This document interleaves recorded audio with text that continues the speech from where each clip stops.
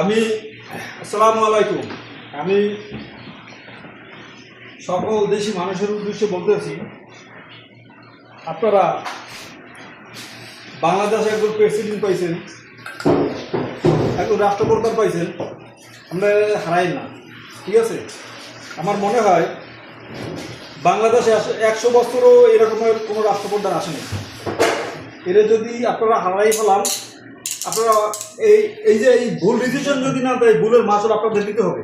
ঠিক আছে, ডক্টর ইউনূসের মতন রাষ্ট্রপ্রধান এই জীবনে কোনোদিন আসবে না বাংলাদেশের। ঠিক আছে, তারে আপনারা 20 বছরের জন্য রাখেন, বাংলাদেশের সিঙ্গাপুর হয়ে যাবে ইনশাল্লাহ। তারে 20 বছরের জন্য আপনারা রাখেন, 15 বছরের জন্য রাখেন, বাংলাদেশের সিঙ্গাপুর হয়ে যাবে। ঠিক আছে, আর আপনি এখন ওই যে আওয়ামী লীগ আছে, সব কিছু খাইয়ে দিয়ে শেষ করে গেছে। এখন অন্যান্য দল যারা আসতে চায়, তারাও খাওয়ার জন্য তারাও ভারতের কাছে দেশ বিক্রি করে দেবো।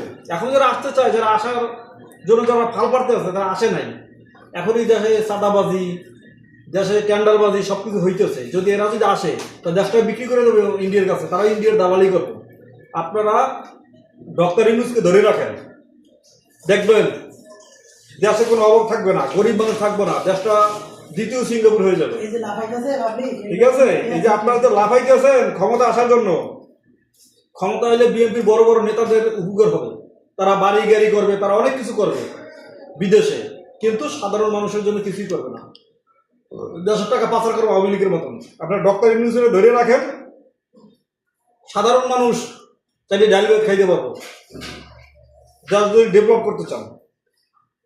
ধন্যবাদ সবাইকে ভাই।